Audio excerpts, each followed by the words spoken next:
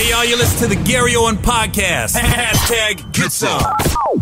Hey, what's up, everybody? This is Gary Owen with the Get Some Podcast. As always, you can listen to this on iTunes or just go to YouTube. Watch it on YouTube. YouTube.com/Gary Owen.com. That's YouTube.com/Gary Owen.com.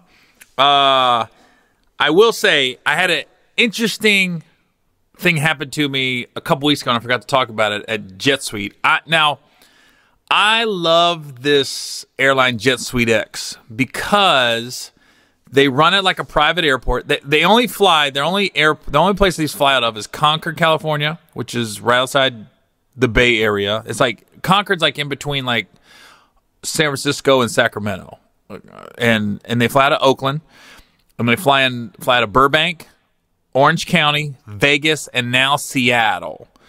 But they run it like a private airport, so you don't have to go through security. So if your flight's at 11 a.m., you can get there at 10:40 and be fine. You just got to be like literally there 15 minutes before the flight leaves. And all the airports have cool lounges with coffee and water and snacks and Wi-Fi and outlets, which is key. First time I flew Jet Suite X, I got there like an hour and a half early, and they looked at me like I was crazy. Why are you here so early? I was used to flying normal airports, but this one was, they run it. It's definitely not a private jet when you get on there. It's 10 rows, 3 seats a row, so it's 33 people can be on a flight, and the seats are comfortable. It's almost like a hybrid. It's not first, but it's not coach. It's like a middle, and all the flights are, hour and a half is the longest. I don't know now they're flying to Seattle. I'm not. And this is not a promo for Jet Suite X. I'm not getting paid for this. I'm just saying something that happened that was cool. So a couple weeks ago, I had to fly to LA for a meeting. It was, and when I'm not in Cincinnati and I'm staying in the Bay Area, Jet Suite's the best because, my manager called, said, "Hey, somebody wants to meet with you." So I'm at home. It's a Monday night. Next day's Tuesday.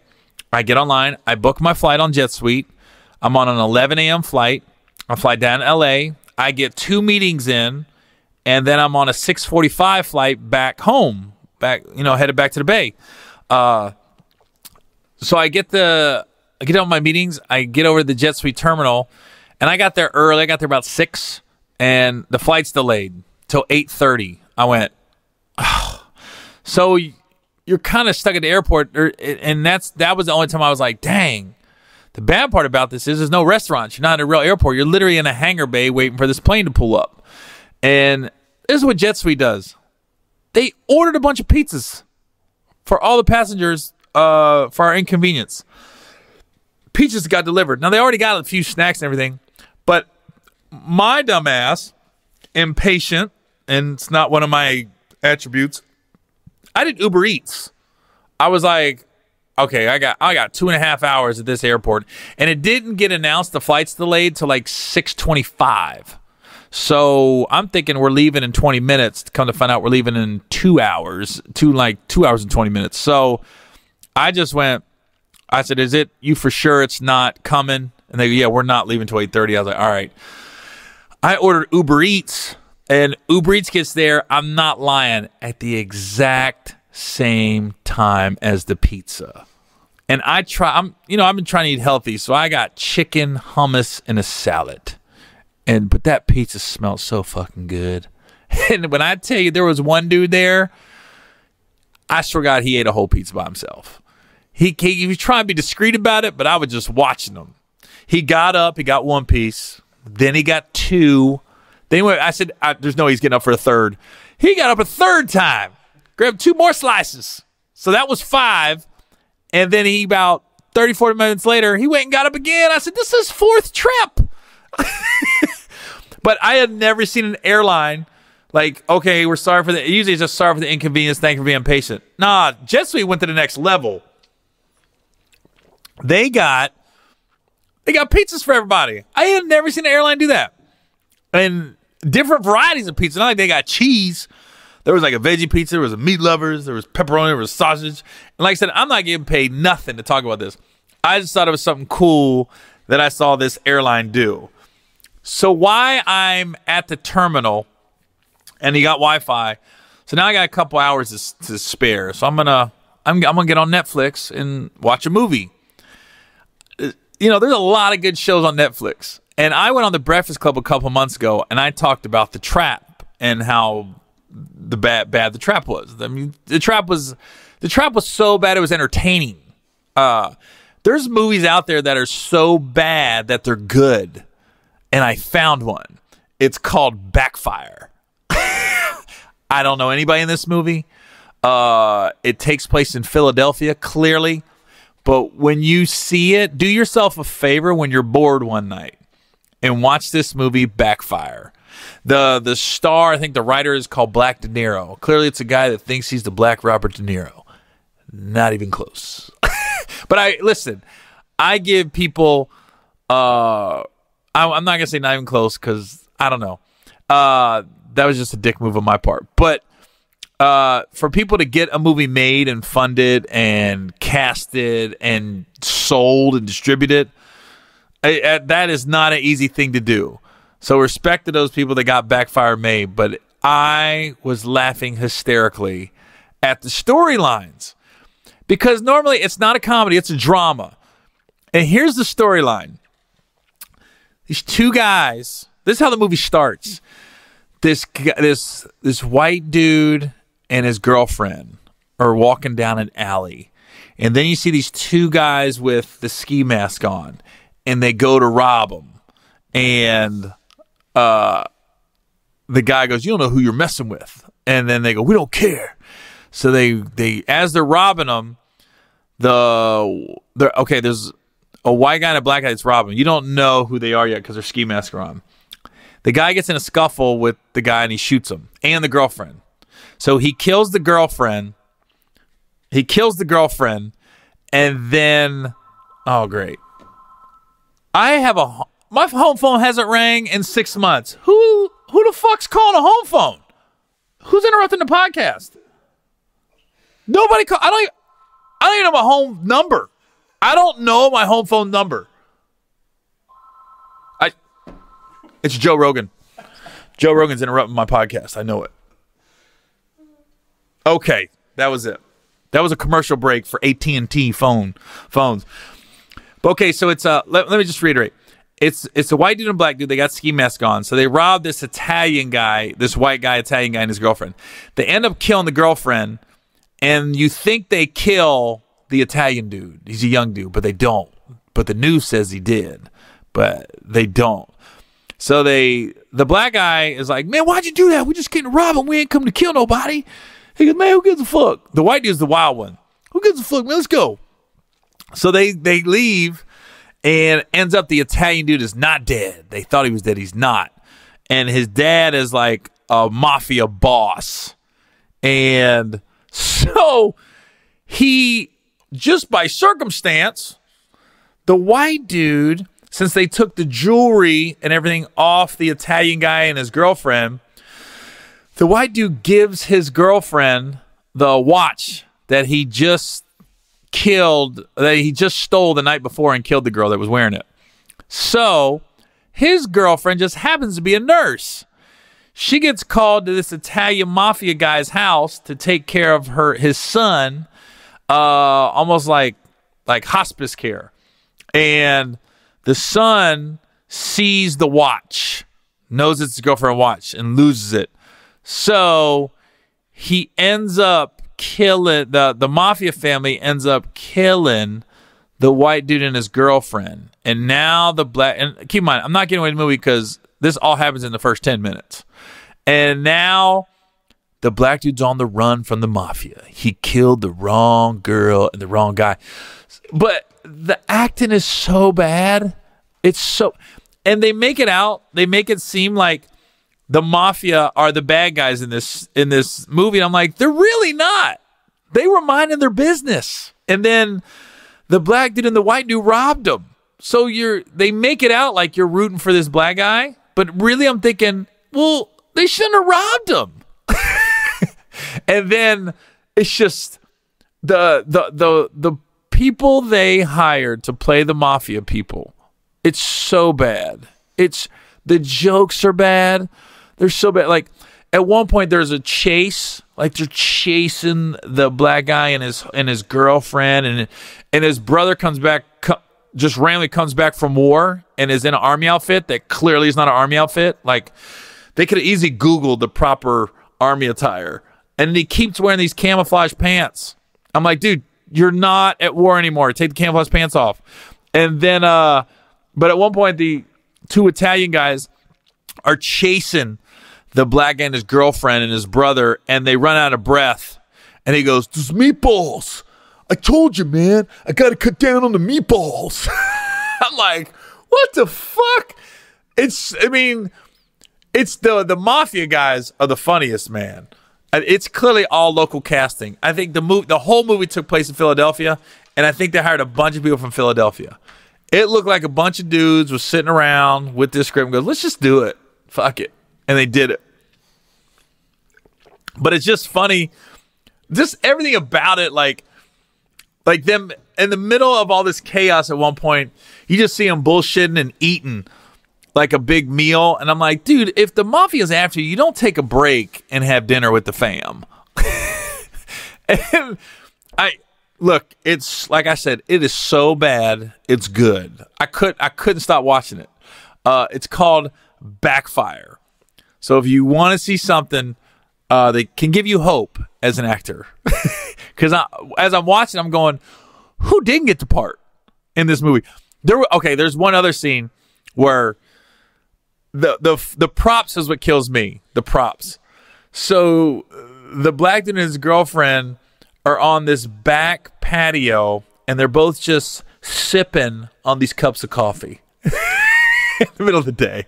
Got these big coffee cups, and they're talking, and it's like a regular conversation. And then he just yells at her, like it did not fit the scene. Like, "Damn girl, why you always in my ass?" Like, but they were just literally talking like, "So I don't want to. I got my daughter, and I don't want to get hurt, and I'm scared, and I don't know what's going on. Damn girl, why you always in my ass?" And then he just goes, "Sorry about that. I lost my head, man. It's not you. It's just all these guys after me. I gotta make this right, baby." I just like, what the fuck? Where'd the yell come from? So, like I said, do yourself a favor and watch this movie, Backfire. I think it was trending at one point. I don't know how I came across it on Twitter, on Netflix. But then I tell you what, let me go the other route. So Backfire is bad, but I know I'm 10 years late, but I'm on HBO On Demand, and I start watching Deadwood, a Western that was on HBO for like 4 years, but like 10 years ago. And I watched the first season. Man, that's fucking amazing. It's so good. And Timothy Olyphant's in it. And what's crazy about Timothy Olyphant, and you can just Google him and look him up. He's been in so many movies. It's scary. He's on like 3 Netflix series right now. The Santa Clarita Diet. He was in Rock of Ages with Mark Wahlberg back in the day. I used to play basketball with Timothy when I first got to LA. I had an agent. No, I had one of my first managers when I got to LA is a guy named Corey Komkoff. I don't even know where Corey's at. I don't even know what he's doing, but it was one of those we ended on good terms. We went our separate ways. But he was my first manager, one of my first managers when I got to LA. Not my first, but Corey always played basketball on like Wednesday nights or something, and it was all industry people that was playing in this little basketball league. And when I say industry, it was all like agents and managers. There wasn't too many actors playing. There was like Dean Cain would show up every now and then. Timothy was there. But every now and then you'd see an actor show up. But it was mainly managers and agents playing basketball. But Timothy was there like every Wednesday. So I never really got to know him, but I played basketball with him a lot. And that dude was a good basketball player. Like Timothy could shoot, man. He could ball. And then I always thought he was a good actor, but it was just cool seeing him in Deadwood. He's one of those guys that, I like met him before he started becoming a regular actor. Like he was working every now and then, but it wasn't like now where he's a highly sought of actor. But But when it's funny in this in entertainment business, you see people like that, and you're like, oh shit, that's old boy. I used to play basketball with him. You know, I thought Dean Cain was something. I was like, oh damn, Superman, playing against Superman. But Dean Cain was a good athlete too, man. He was a really good athlete. But yeah, Deadwood's a good show too if you haven't seen that. Now, let me say, I did a post. I had a little issue with my dad about 3-4 weeks ago, and a lot of people like my dad on the podcast. He comes on a lot and stuff. He hasn't been on in a while, but he comes on a lot. So I did a post on Instagram of when I was on Maury, when I did a guest spot on Maury Povich, and Maury brought me on to interview some of the guys because they always felt like the guys get the short end of the stick on Maury. So he wanted to or I will say the producers wanted to humanize the guys on there a little bit. So I interviewed this one guy, and in the Maury episode, the guy was debating whether these 3 kids were his, and they ended up being his. And I'm talking to him. We're having a lighthearted conversation. Now, I talked to this guy for 45 minutes when I did the interview. Now, of course, they got to splice it down to about 2 for the episode. So you're not going to get the whole story of everything we're talking about. But I remember they wanted me to bring some comedy to it. So I remember when I told him, he said, yeah, I got 3. I said, you got any other kids? He goes, 5. I go, what? I said, so you're about to have 8 kids total? I said, your pullout game's kind of weak, bro. And then he started laughing, and we were cutting up. And I liked the guy. But during the course of it, he had said his dad wasn't around. He goes, yeah, my dad wasn't around, and I want to make sure if these kids are mine, I want to be there because I don't want to feel what I felt growing up. So all I said to this guy was, yeah, my dad wasn't around growing up either, man. I said, you and growing up when your dad isn't around like that, I said, I never wanted a different dad. I just wanted my dad to do better. And that's what I said to him. And then I went into, me and my dad are on good terms right now and everything. But I posted this clip on Instagram. And you can scroll down my Instagram page, and it posted probably about a month ago. My dad saw that, and he made a comment, and he said, it never ends, and put a tear emoji. And I went, and I've talked to him about this too, man. And I always tell people too, man, don't put personal business on the internet. Don't make a comment or go in, because it just honestly, it makes you look like you ain't got your shit together, is when you do that. Hey, listen, when you're in a marriage and you have kids, you're going to have arguments. You're going to have fights. Your kids are going to do shit that bother you. Your wife's going to do stuff. I do stuff that bothers people. You don't go to Facebook and Instagram and Twitter and voice it. Look, we got enough shit out there. You don't need to have all your personal business out there. And the people that always say, I usually don't talk about my personal life. Those people that always talk about their personal life. Or people are like, I don't like drama. No, you love drama. Some people can't function without drama. So my dad's big issue is when I said that on Maury, and when I saw the comment, I told my wife, I said, I'm gonna give it a couple days before I call him. I gotta let him simmer because I know he's steaming right now over that comment. Because his brain is, I won't let it go. I won't let my childhood go. And he's like, I've said I'm sorry. I don't know what I can do else I can do. But I had to tell my dad, when I called him a couple days later, and we talked about it. And I said, Dad, you cannot take it personal and get in your feelings if I bring up things that happened in my childhood, because my childhood sucked. I mean, it was awful. And he wasn't around like he should have been. But I've forgiven him. And we've moved on, and we are in a great place now. And he's a good dad to my sisters. He learned from his mistakes, and he didn't make the same mistakes twice. And he's a perfect example of people can change. Some people say people ain't going to change. Yeah, you could change. And my dad's a perfect example of that. And I've said that to him numerous times. What my dad's issue is, I don't think he's forgiven himself for my childhood. And I've told him, I said, you gotta talk to somebody, or you got to get over that, because I can't be worried about your feelings, and I can't be like, if I say this, is my dad gonna get upset? I go, I'm past that point. If I want to talk about something that happened to me as a kid, I'm just gonna talk about it, and I'm not doing it I had to tell my dad, I'm not doing this to put you down or to say you're an asshole or a piece of shit or none of that. People, they confuse facts with accusations. I'm just stating a fact. It happened. It is what it is. Not a big deal. It was a big deal back then, but I'm over it. I'm fine. I'm healthy. I'm good, or I'm solid. But my dad still gets in his feelings about that stuff. And I just had to tell him, I said, dude, you clearly have not forgiven yourself. And his thing was, and my dad's thing is, he goes, the thing that bothers me the most is I can't do anything about it. I can't do anything about it, about how I was back then or how I wasn't there to help you. And he said, I didn't know you were going through all that stuff in the trailer and with my stepdad and everything that my stepdad was doing.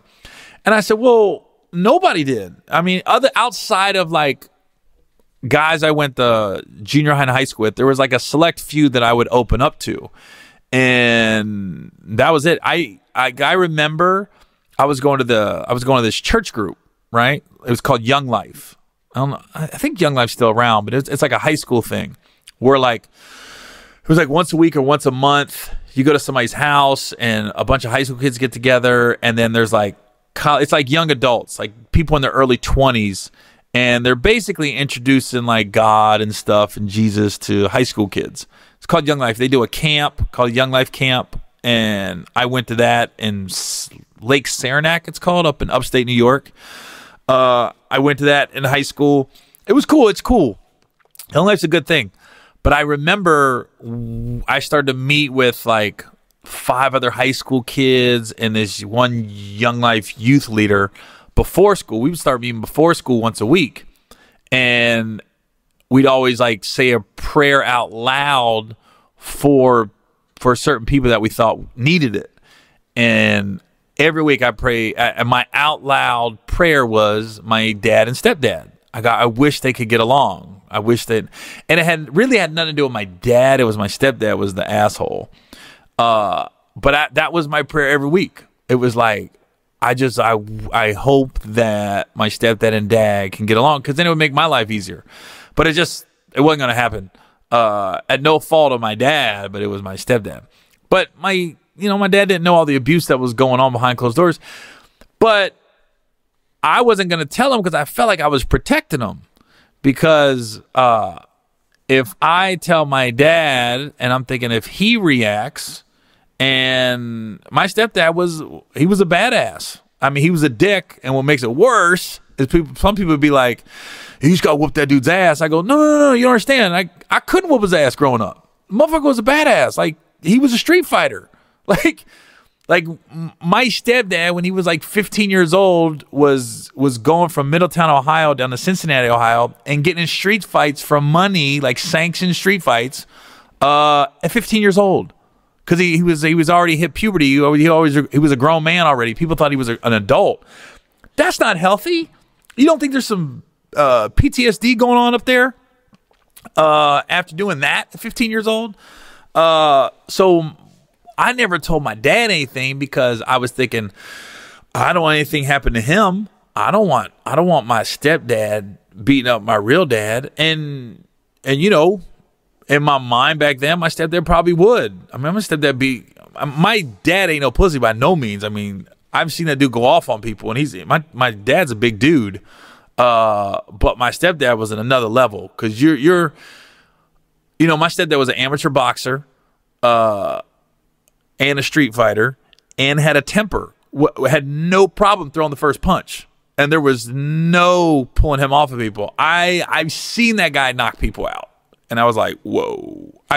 We got in the one time I saw my stepdad knock this dude out, we were in this place called Stricker's Grove, and it's right outside of Ross, Ohio, which is basically in the middle of nowhere, bumfuck Egypt. And my grandfather was a pipe fitter. And they always had a thing called the Pipe Fitters Picnic every year at this place called Stricker's Grove. And every year they had this arm wrestling contest, right? And I'll never forget, my buddy, who was in high school but was built like an ox, his name was Joe Gabbard, he got an arm wrestling contest. So the first, couple rounds of this arm wrestling contest, and it went by weight classes, The black guys there was a bunch of black guys there. There's always a bunch of black guys at a pipe fitters picnic for whatever reason. I guess a lot of black guys are pipe fitters. But the thing about the pipe fitters picnic is you could bring your family, and then it was just basically a mini amusement park, carnival type deal. So all these black guys had entered the arm wrestling contest, and they were winning the first couple rounds, and then slowly, every now and then they lose. Every now and then, which is going to happen. It's arm wrestling, you know? And then my buddy Joe gets in there with this guy, and I think this is how good my memory is.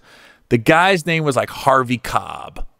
He was a light-skinned dude. He had like a tank top. He had like these cut-off jean shorts and the tank top that just wasn't really a tank top. Basically, it just covered your nipples, and then it started to become a T-shirt. But this guy Harvey, he lost to Joe. He's like, boom, Joe put him down. He goes, no, I wasn't ready, man. I wasn't ready. And the ref said, all right, we'll do it again. So now all the white people, it was crazy. Now all the white people was like, that's bullshit. You're letting them punk you. If that would happen to a white dude, you would not let him start over again. The ref let him start over again. Joe took the dude down again. Bam! This is my buddy, right? Bam! Took Harvey down again. And then, I don't know what happened, because they had all these picnic tables, and it basically was in this little dirt field like thing, and they had the arm wrestling chairs up. They were up like a foot, and then they surrounded it with rope, so he looked like he was in a boxing ring almost. So everyone could see the arm wrestlers going at it because they were like a foot above everybody else. Because there wasn't no chairs, everybody just standing around these ropes to watch everybody get to arm wrestle. So Joe took this guy Harvey down twice, right? And then once he took him the second time, all the white people started yelling at the black people. You know, like, motherfucker, told you couldn't beat him. Told you couldn't beat him. And I don't know what happened, how this fight started, but all of a sudden, it was a fucking race riot. There's no other way to say it. All of a sudden, this guy named Mark Paris, one of the biggest guys I've ever seen in my life, he played football at Ball State. And more recently, his son is from they were from Indiana. Mark is from Indiana. He played. I remember he's a linebacker at Ball State, and his son just became, like, in Lawrenceburg, Indiana, was like a 2-time state wrestling champ, and I think he's playing football somewhere, Michigan or something like that. I don't know, but Mark Paris jumped in the middle because these 4 black dudes just started jumping this one white dude, and Mark Paris got in the middle, and it was like one of these creatures just throwing people around because Mark Paris is so much bigger than everybody else. And all of a sudden, when Mark jumped in the middle, it was chaos. If you were white and then you were black, you were fighting each other. But it was crazy because all the women and children went underneath the picnic tables, right? They were all underneath there. And I'm like 14, you know, and I'm little. So nobody's really hit me. They're like, I look like a little kid. And I'm just kind of running around. I made sure my mom was good and my brothers and sisters and everything. Then I come run around, right? And I remember my Uncle Bill and my cousin Jerry, they were in the bathroom when this all broke out because the cops came and pepper sprayed the whole place. And Jerry got pepper spray on his eyes. So I remember when I went to the bathroom to see if anybody's in there, I'm just running around seeing if my cousins, everybody's okay. I'm not fighting, but I'm just running around. And then I look in there and Jerry's like in the sink and my Uncle Bill's like tending to him. And then I came back and it was like in slow motion. I looked, I'll never forget, this dude had blue biking shorts on. This is like 89, 90. So the dude had like these blue biking shorts on, these white high tops, and a white tank top. And he said something to my stepdad, Rod. He was like, motherfucker. And Rod went, bip. And all I saw was this guy's feet go up in the air. That dude went down. Like, it was a one-hit quitter. And I was like, oh, shit. And then, you know, some other shit happened. And it ended up breaking up. Nobody got killed. It was crazy because I never saw anything about it on the news. And then, but I do remember seeing the black guy that got knocked out by my stepdad. Like 10 minutes later, he's up and he got like a girl under each arm. And I'll never forget, he had the Jerry curl. And he was just going, I got knocked out. I ain't never been knocked out. I can't believe I got knocked out. And I just remember afterwards, I went outside. I went outside the park. There was a big gravel parking lot outside Sugar's Grove. And for some reason, all the black people parked up top. They parked up top. All their cars were parked up top on the highway. And you could see them, and they were still yelling down, and the cops there breaking it up. And now all the white people were yelling the N-word out. And I'm just like in awe. I'm like a little kid just in awe of everything I just saw. And but after seeing my stepdad knock that black dude out like he did with the one-hitter quitter, I was like, I would never tell my dad anything, because I was thinking, I don't want my dad get knocked out. Because there was one incident, and this how just fucked up my stepdad and mom are and everything. Looking back on it, was back then there wasn't no cell phones, so the only way to reach people was the home phone. And my grandpa Owen thought he was calling my dad, but he ended up calling my house. He ended up calling the trailer, right? So Rod answered the phone, and my grandpa Owen goes, "Is Gary there?" Because I'm a junior. There's Gary Senior, Gary Junior. And Rod goes, "He's in bed. It's a little late to be calling, don't you think?" And then he goes, "Well, I'm trying to talk to my son." And, so this is my grandpa thinking he's calling a grown man. Now you got this other grown man on the phone going, "It's a little late to be calling, don't you think?" And then he goes, "Well, I want to talk to him." And my stepdad, I guess they had words, and they start cussing each other out on the phone. And so my stepdad, Rod, thought my dad called. He thought my dad called him and cussed him out. So he's steaming, right? I get up the next day. Rod just, walk around the house. He's upset. I can't figure out what's wrong with the house, the trailer. Then my mom tells me, "You need to let me know the next time your dad's coming to get you." Now, my dad was supposed to come get me every Sunday, but a lot of times he wouldn't show up. And he didn't call for a couple weeks, and I was happy about it, because they wouldn't let me call him, and they said, "You need to tell us when he calls when he's coming to get you." And I knew what they meant. Rod was going to beat my dad's ass when he pulled up in front of the trailer. And you're talking about a kid who has to, I got to hold this in. I can't warn him. Because if I do warn him, I'm scared they're going to find out. Then I'm going to get my ass beat. So I'm sitting here like, fuck.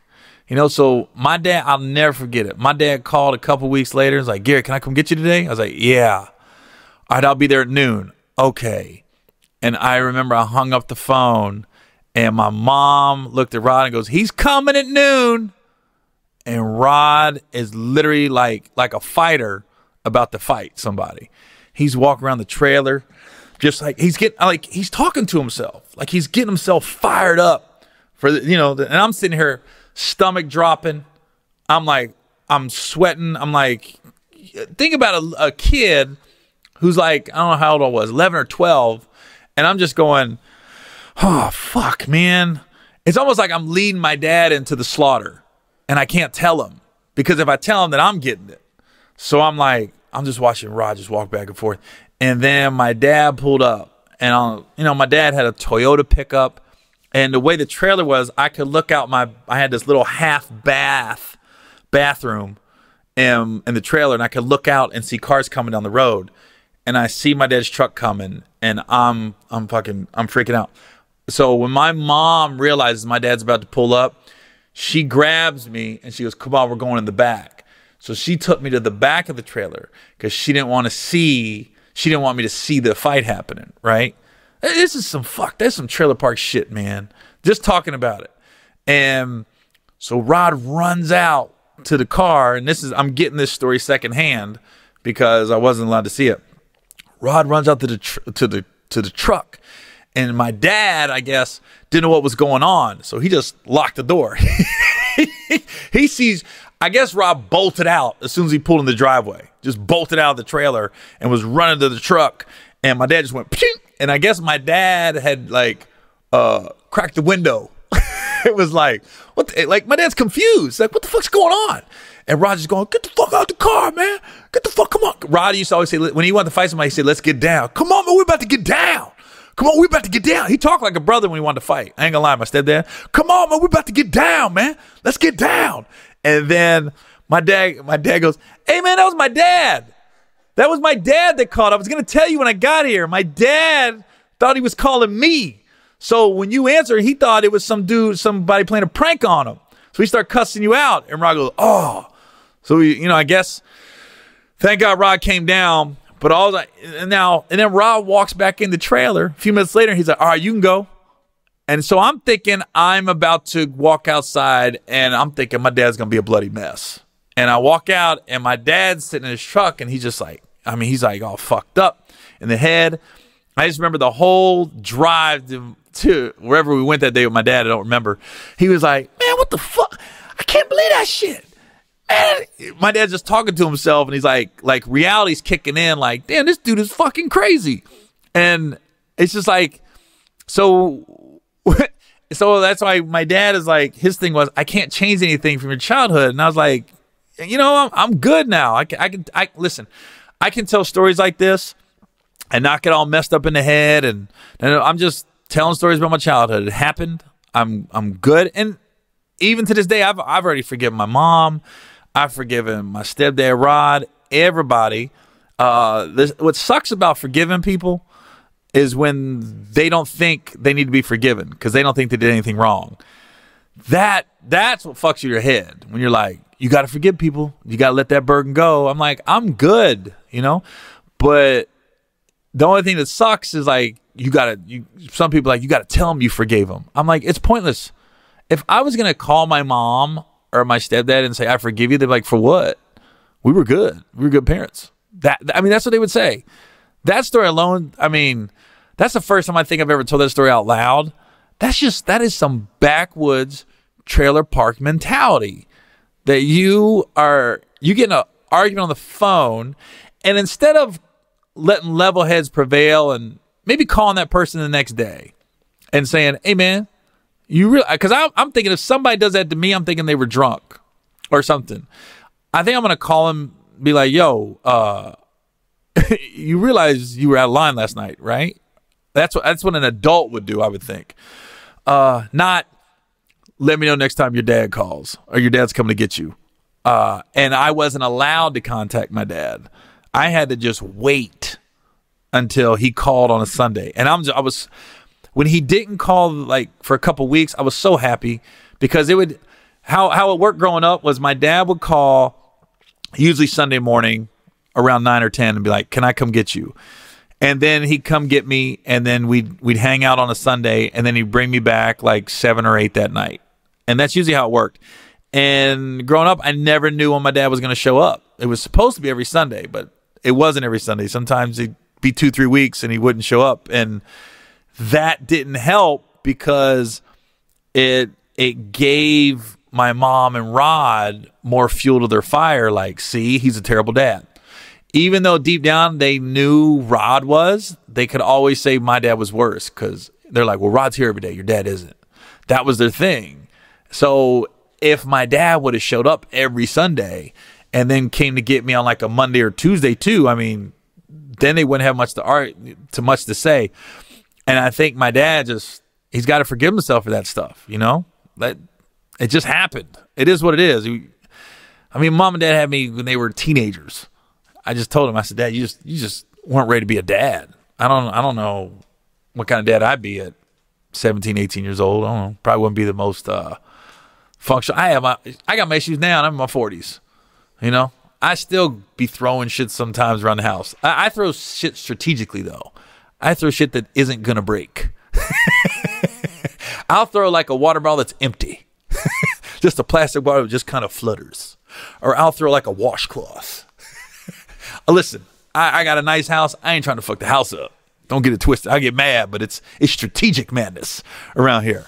And that's why when I get on my son and my daughter about picking up and stuff, I go off the handle sometimes. But I was talking to my son about it, and I told him, He said, man, you be going hawk, Dad. My son said hawk. You be going hawk sometimes. You go from 0 to 100 fast, but then you're right back down to David Banner 30 seconds later.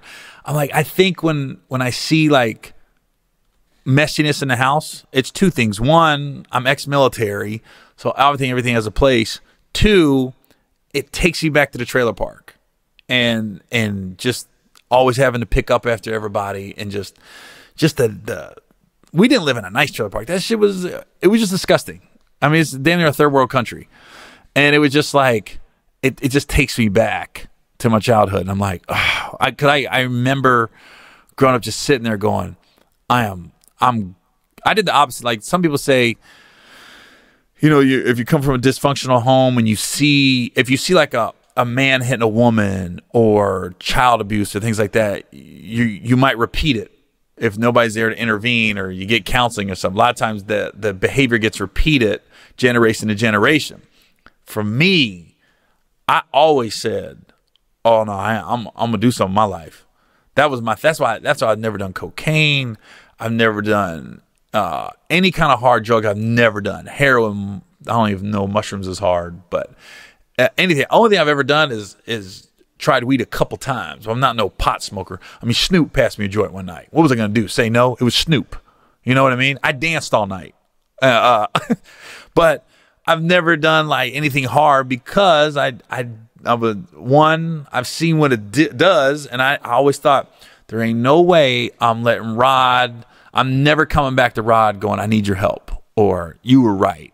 My whole focus in life was to prove him wrong, because all he did was. I remember one time we was riding in a car, and he just said, hey, man, what are you going to do when you grow up? And I was like, oh, maybe be a teacher. And he goes, teacher? Can't make no money being a teacher. I'm like, this dude's unemployed. I was just thinking, who says that? Like, who asked their kid, what do you want to do? And then they tell you, and you put you put it down, their profession. You can't make no money being a teacher. I was like this. All right. I'll just collect money from the government like you. I'm gonna marry a cougar. That's what I'm gonna do. I mean, so I think when I did that thing on Maury, well, my dad, he just got in his feelings because he was like, God dang, he's bringing up again. He's put me down. And that was not a put down towards my dad at all. It was just, like I said, it was just a fact that I stated. And like I said, we're good. I said, Dad, I've forgiven you.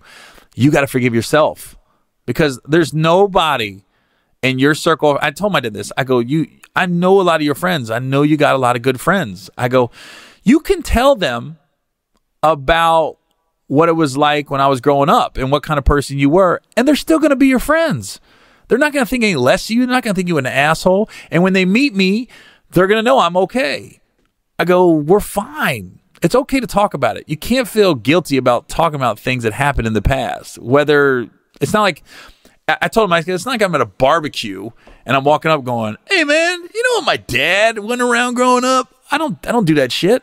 There was a time where I did used to need on my dad. I told him that. I said, I would try to say something to get a reaction out of you because I wanted you to feel some of the pain that I felt as a child. And when we reconciled, I still was doing that every now and then. I would still say something subconsciously because I wanted him to feel like shit. And I told him that. I said, Dad, I used to do that, Dad. I go, I don't anymore. I said, and that's just something I had to get over, and I've apologized for it. I've told him, I said, I'm sorry I used to do that. I go, but I think it stemmed from I wanted him to feel some of the pain that I felt as a kid. And my dad goes, mission accomplished. He was like, well, you succeeded in that shit. I'll tell you that. And we're laughing about it. And I was like, that's what I want. Look, man, they say all comedians come from a lot of pain. I used to not think that, but clearly my childhood was painful. But I'm fine with it now. I just need my dad to get to that point. Like I shouldn't have to feel guilty about bringing that shit up.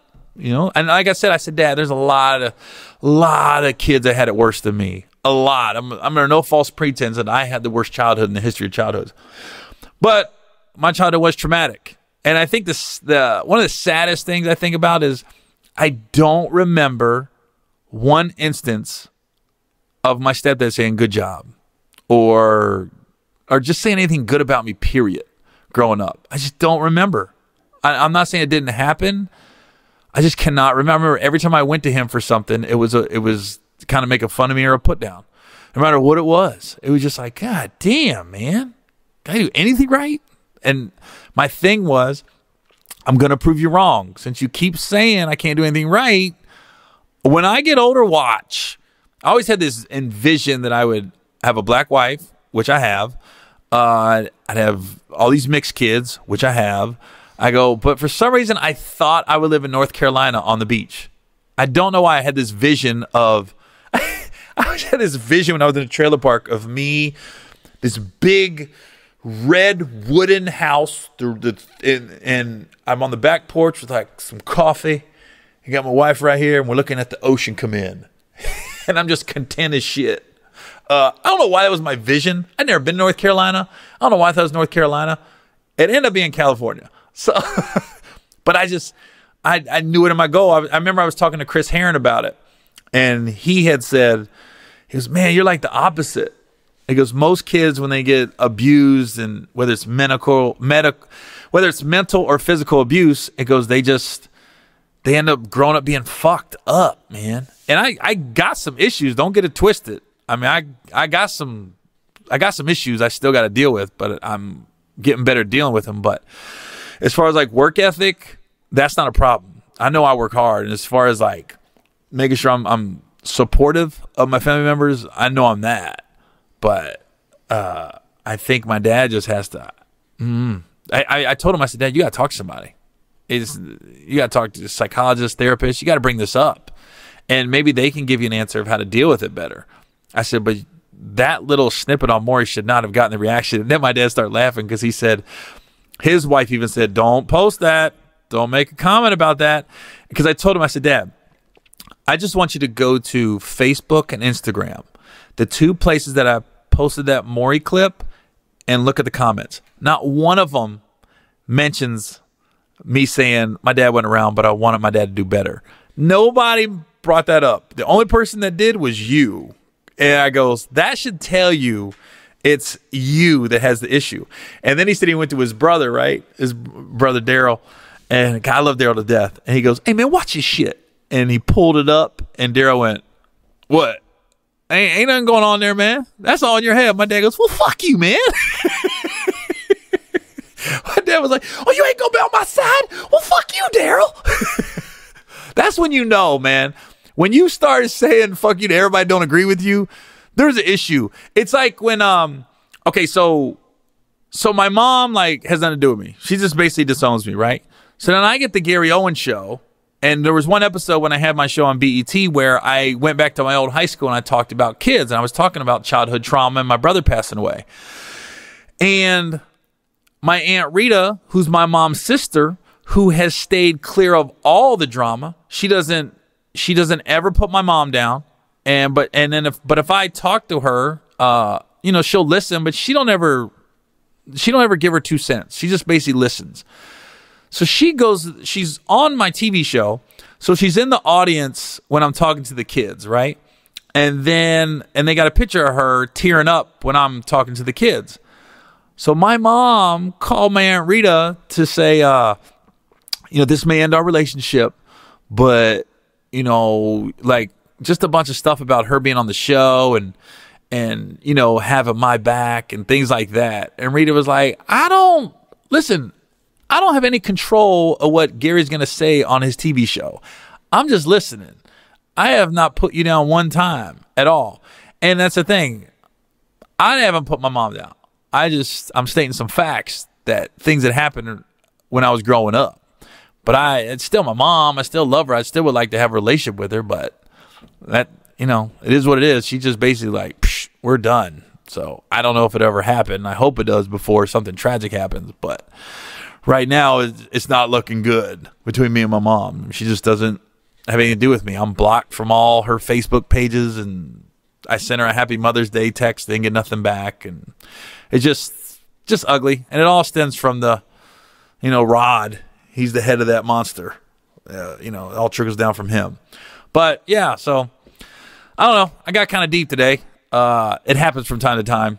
But I hope that when I do open up like this, I hope like somebody out there can be like, okay, I'm going through something similar too. So, because sometimes I'll hear people open up about themselves. I'm like, oh, okay, yeah, I felt that way at one point in my life. I see where that's coming from.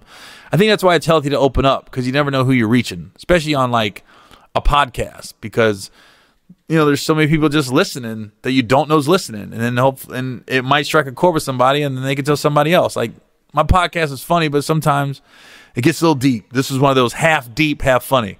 Because I thought the funniest shit was when my dad said to his brother, well, fuck you, Daryl. You ain't on my side.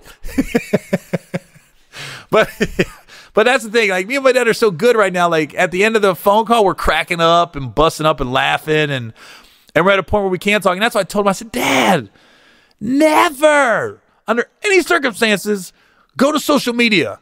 Call me. Just fucking call me. Because I knew when I saw it, it never ends. I went, let me give him a couple days. I was just thinking, oh, I can't believe it. Just pick up the phone. That's my advice to anybody out there. Do not, under any circumstances, go to social media to air out some family issues. It just makes you look bad in the end. Please, if you take nothing else away from this podcast, don't do that shit. Just call that family member or just keep it to yourself. Because in the end, it just makes you look, it honestly just makes you look completely dysfunctional. Like, you're going to Facebook to talk about that? Or you're going to Twitter to talk about that? Or Instagram? Come on, man. All right, y'all. Well, I'll see you guys next week. This is Gary Owen with the Get Some Podcast. If you want to listen to my podcast, just go to iTunes, search Gary Owen, #GetSome.